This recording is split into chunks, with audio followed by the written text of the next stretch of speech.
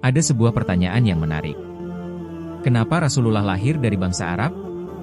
Kenapa bukan dari Persia yang lebih maju ilmu pengetahuannya? Kenapa bukan dari Romawi yang lebih kuat militernya? Kenapa bukan dari Mesir yang lebih kaya peradabannya?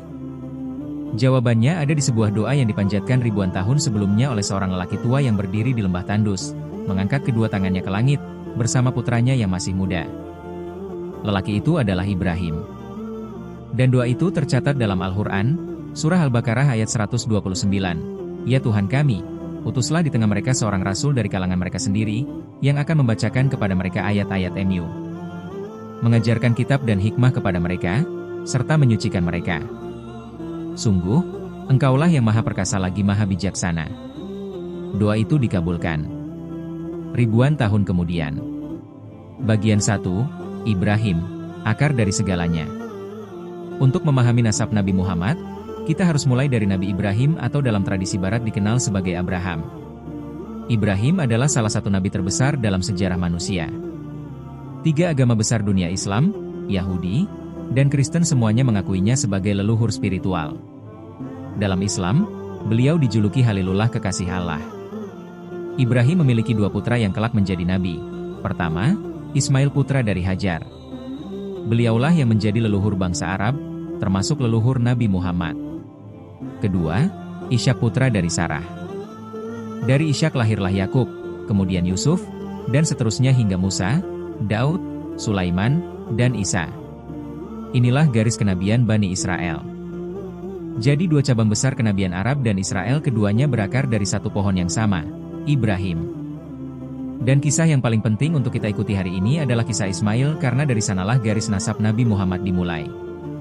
Bagian 2, Ismail di lembah Mekah, ujian yang melahirkan peradaban. Bayangkan ini, seorang bayi, ibunya, dan sebuah lembah yang benar-benar kosong. Tidak ada air. Tidak ada pohon. Tidak ada manusia lain sejauh mata memandang. Itulah yang dihadapi Hajar dan bayi Ismail ketika Ibrahim atas perintah Allah, meninggalkan mereka di lembah yang kelak akan menjadi Mekah. Hajar berlari 7 kali antara 2 bukit, Syafa dan Marwah, mencari air untuk bayinya yang menangis kehausan. Dan di saat yang paling kritis itulah, air memancar dari bawah kaki bayi Ismail. Inilah yang kita kenal sebagai sumur Zam-Zam, yang mengalir hingga hari ini, lebih dari 4.000 tahun kemudian. Air itu menarik perhatian. Burung-burung datang. Kemudian manusia datang. Suku Jurhum dari Yaman, yang sedang dalam perjalanan, melihat burung dan mengikutinya dan menemukan sumber air di tengah padang pasir. Mereka meminta izin kepada Hajar untuk tinggal. Hajar mengizinkan. Dari komunitas kecil itulah Mekah mulai terbentuk. Dan Ismail tumbuh besar bersama suku Jurhum, belajar bahasa Arab dari mereka, dan kelak menikah dengan wanita dari suku tersebut. Kemudian datanglah ujian terbesar. Ibrahim diperintahkan untuk menyembelih Ismail. Ayah dan anak itu sama-sama tunduk. Dan di saat pedang hampir jatuh, Allah menggantinya dengan seekor domba.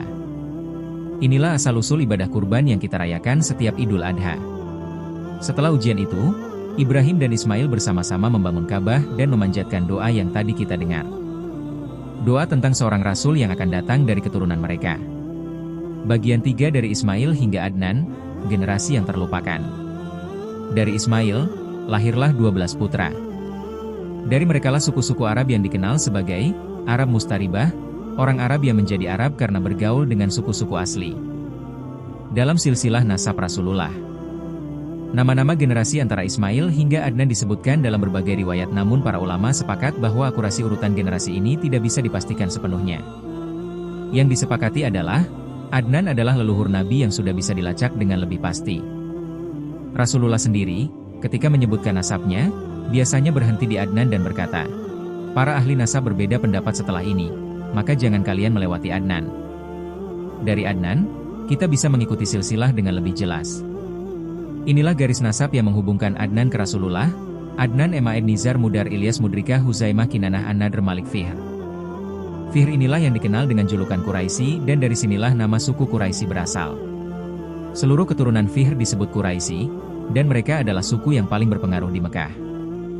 Dari Fihr, silsilah berlanjut, Galib Luaye Ka'ab Murrah Kilab Kusyai. Kusyai adalah tokoh luar biasa. Dialah yang berhasil menyatukan kembali suku-suku Quraisy yang tercerai-berai, merebut kembali kendali Ka'bah dari suku Huza'ah, dan mendirikan sistem pemerintahan Mekah yang terorganisir. Dia dianggap sebagai pembangun kembali Mekah. Dari Qusay lahirlah Abdu Manaf, kemudian Hashim kakek buyut Rasulullah. Dan dari sinilah nama Bani Hashim klan keluarga Nabi berasal.